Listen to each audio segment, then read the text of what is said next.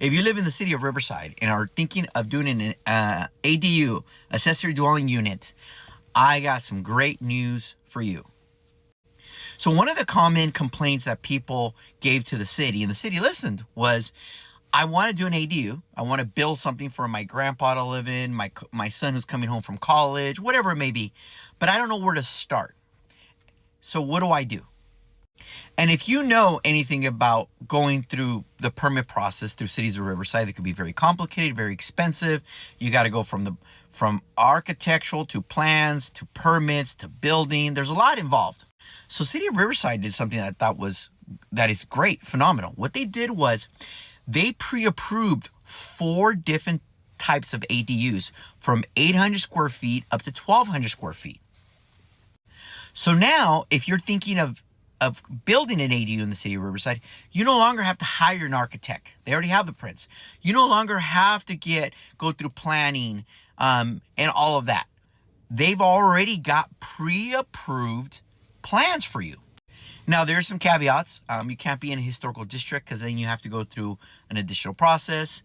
And then a flood zone. If you're in a flood zone, historical zone, or even have the septic, you're probably going to have to do get additional approvals because of your unique situation. But if you're not, you can now go in and get these pre-approved plans ready to go. Now, you still have to hire a contractor to do all the work, and that is a different cost, and every contractor is going to charge you differently.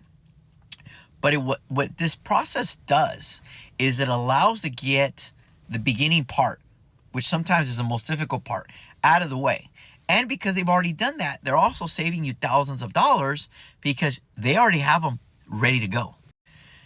Anytime I don't have to pay for architectural planning, engineering, the fees involved with that, but more importantly, the time involved with all of that, I think every city should be doing this.